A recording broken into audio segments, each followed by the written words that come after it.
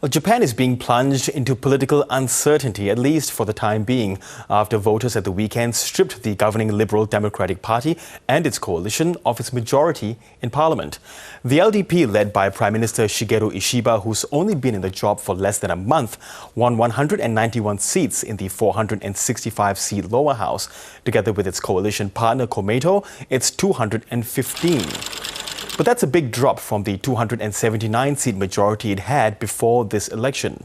Now, the main opposition Constitutional Democratic Party of Japan, led by former PM Yoshihiko Noda, won 148 seats, a big increase from the previous election. Well, Dr. Jeffrey Hall is a special lecturer in Japanese studies at Kanda University, and he joins me now. Jeffrey, really good to have you on the program. Now, first up, who's likely to form government? Well, yes, it's great to be on. The government, as it stands right now, will most likely continue under Prime Minister Ishiba. It seems like his party does have the most seats, and it will be easiest for them to get the votes to confirm him as prime minister compared to the other parties coming together into a grand coalition.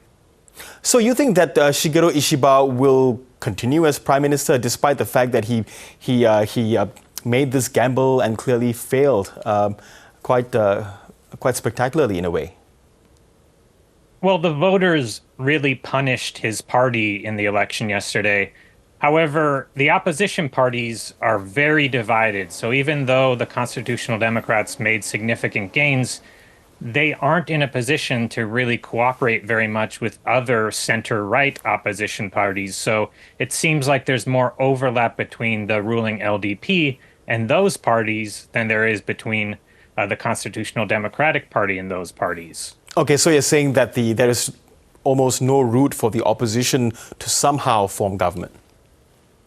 Well, it's not impossible, but it is becoming increasingly unlikely. They've already talked about how they don't want to compromise over key issues like nuclear energy, like security, that they have very big disagreements with each other over.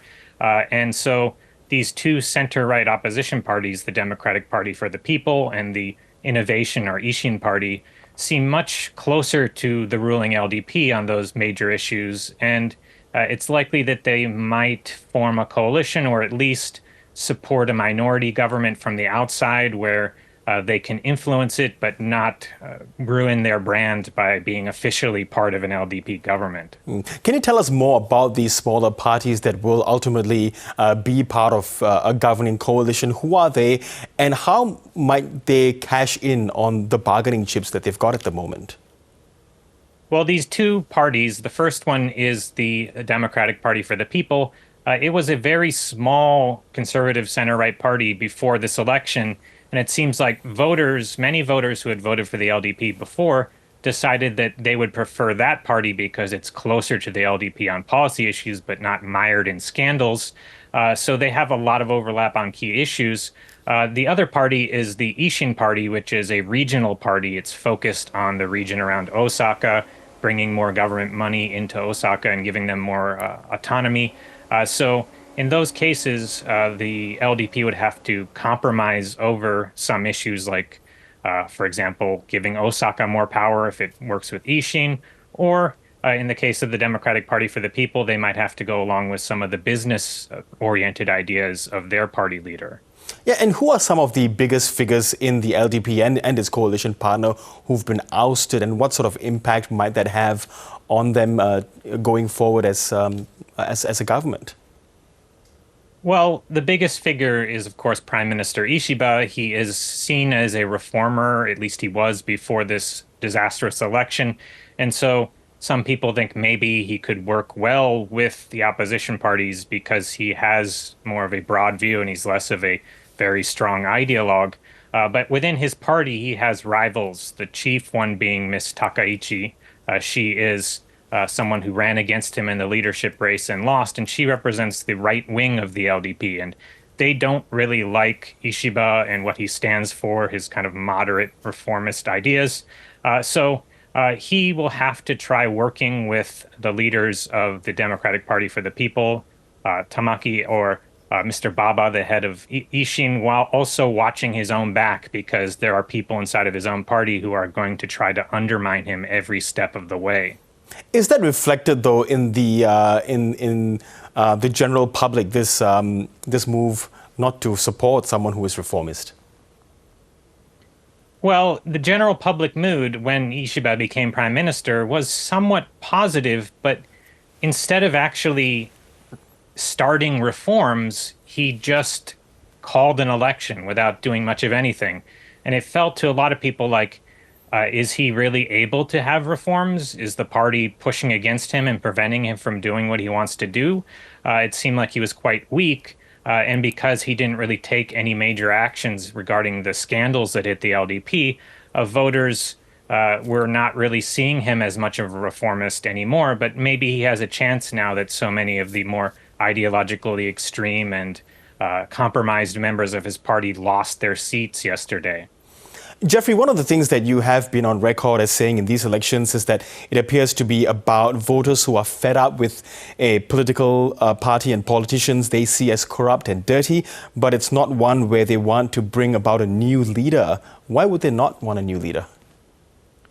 Well, the main reason they don't want a new leader is because Mr. Noda, the head of the major opposition party, the Constitutional Democratic Party, isn't really someone that they see as a reliable leader. He used to be prime minister years ago, and because of him and the other leaders of his party messing up so much and disappointing voters so much for the last 15 years, they have tended to prefer a stable, if boring or possibly a little bit corrupt LDP regime to an unpredictable opposition-led regime that might not seem so stable.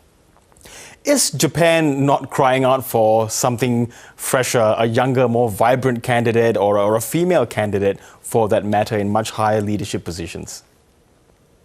Well, I think Japan is quite apathetic about politics right now. This election yesterday had the third lowest voter turnout in post-war Japanese history. So it's not like voters were going to the polls with the idea of having some new vision of the country. It was more about just punishing a bad government, a bad party, but not necessarily changing things up too much because it seems like those who do vote prefer stability over radical change. And I'm sure polls would show that they would love to have a young leader or a female leader, but party dynamics often result in just old men being in charge of these parties. Yeah, and speaking on that point, I mean, political apathy has then been sort of a hallmark of recent elections in Japan at the very least, and the low voter turnout in this one suggests the same thing. Are we expecting more of the same until the next election happens? Probably. The next election will be in the summer of 2025, and so Ishiba will be struggling to reinvent his party. He said today that this was a clear message that they need to change even more. So he'll try to get some kind of change done before the summer, or else his party could lose the upper house of Japan's parliament. Okay, Dr. Jeffrey Hall, really good to get your insights from Tokyo. Thanks very much. Thank you.